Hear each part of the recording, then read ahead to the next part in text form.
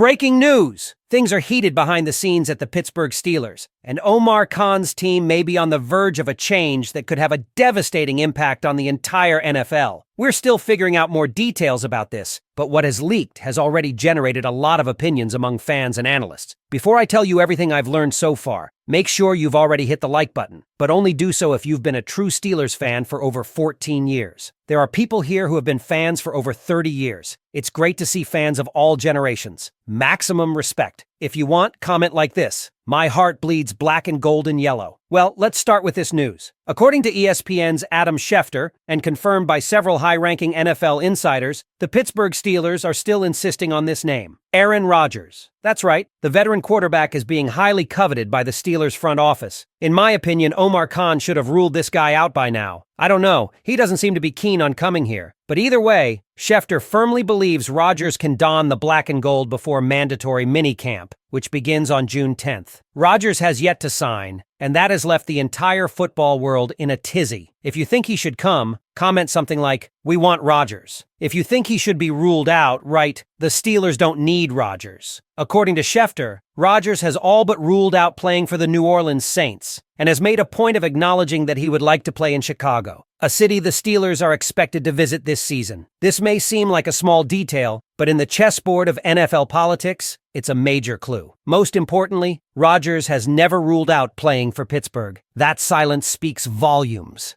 Steelers insiders are echoing the same sentiment. Jeremy Fowler, Tom Pelissero, and Ian Rappaport have all backed the idea that Rodgers is eventually going to put pen to paper. What's surprising isn't just the pursuit, it's how far the Steelers are willing to go to get him. They've been patient, very patient. In fact, they've passed over names like Justin Fields, Russell Wilson, and Sam Darnold this offseason, all to keep the door open for Rodgers. That's not just a plan, that's a commitment. And according to reports, the team is willing to wait until late July for training camp if it means securing Rodgers. Now here's where it gets even more controversial. Is this classic Steelers resilience, or is it desperation? Schefter made a biting remark on ESPN stating, "It's amazing that a proud organization would be at the mercy of a player like this." That line has set off alarms across sports media. Are the Steelers compromising their identity to chase a quarterback who, let's be honest, hasn't exactly been a model of reliability the past few seasons? But don't be fooled. This isn't about caving in. According to those in the building, the Steelers aren't feeling hostage to Rodgers. In fact, they're laser-focused. Mike Tomlin and GM Omar Khan believe that Rodgers gives them the best shot to win now. They've identified him as their guy from the jump, and they haven't blinked. And here's the truth. If Rodgers delivers, none of this waiting will matter. If he takes the Steelers to 11 or 12 wins, clinches the AFC North, wins a playoff game, or gets them to an AFC championship, the narrative flips. Suddenly, patience becomes brilliance. But if he doesn't sign, or worse, if he comes and falls flat, Tomlin and Khan are going to have to answer some tough questions. So where do the players stand in all this? Interestingly, they seem completely unbothered. Captain Cam Hayward, when asked if Rodgers missing OTAs was an issue, bluntly responded, "I don't care." That says a lot. Hayward has skipped OTAs himself in the past, and the truth is, these early voluntary workouts are more about installing playbooks and light drill work than anything else. Rodgers is 41, a future Hall of Famer, and frankly not the type to be sweating OTA drills.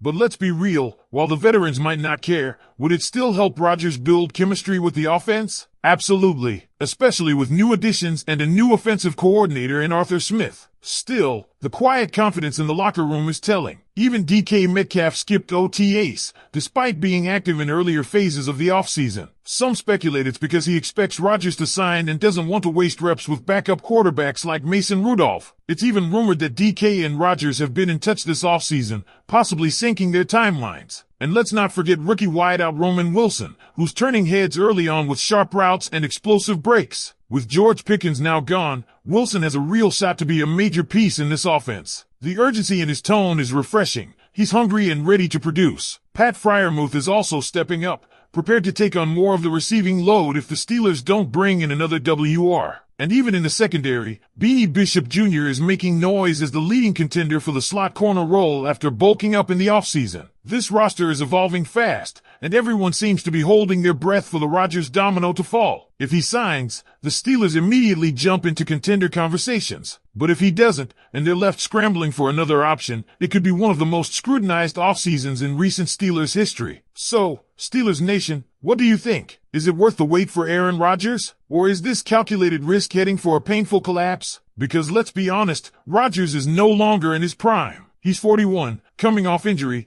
and hasn't played a full dominant season in years. If he steps onto the field in Latrobe this July and can't connect, or worse, doesn't show up at all, then what? What's the backup plan? Mason Rudolph? He's still on the roster, sure, but nobody in that building, or in the fan base, is expecting him to carry the team to playoff glory. And if the Rodgers deal doesn't happen, are we really looking at another season of trying to squeeze wins out of average quarterback play, all while the Bengals and Ravens stay competitive? That's the gamble Tomlin and Khan are making. It's all in, or it's nothing. There's no middle ground here. Meanwhile, let's not overlook the silent message being sent to the rest of the locker room. You have a team stacked with veterans like Cam Hayward and TJ Watt, a crew that's built their legacy on showing up, grinding through adversity, and being present. Now they're watching as a 41-year-old quarterback gets the full attention of the front office, while skipping every bit of off-season work so far. Yes, it's voluntary. Yes, he's a legend. But what kind of precedent does it set? Still, the locker room isn't revolting. That might be the most shocking thing of all. It speaks to the leadership of Mike Tomlin and the deep respect Rodgers commands, even from afar. It's clear that guys like DK Metcalf, who also skipped OTAs, are aligning themselves with Rodgers, possibly taking cues from private conversations they've had with him. And if that's the case, maybe this really is all part of the plan. Then there's the draft pick who's quietly becoming one of the most talked about players at camp, Roman Wilson. With Pickens gone, the door is wide open for Wilson to shine, and all signs point to a young man who understands the moment. His work on route indicators, blocking, and explosive movement shows a level of preparation that should excite Steelers fans. He's not just trying to make the team, he's aiming to be a key contributor right away. And don't sleep on Pat Freiermuth either. His willingness to carry a heavier load if no new receivers are added speaks volumes. He's already one of the league's top receiving tight ends, and in a Rodgers-led offense, he could become even more of a mismatch nightmare. But let's not kid ourselves. The success of every offensive weapon hinges on who's under center. On defense, Beanie Bishop Jr. is embracing his opportunity. He's added muscle, reworked his physique, and is looking to cement himself as the top slot corner. That kind of internal competition is what Steelers football is built on. But again, without offensive consistency, even the best defense in the world can't carry a team deep into January. So this is the moment of truth. Rodgers holds all the cards. The Steelers have shown their hand. They've passed on other quarterbacks, they're waiting through the offseason,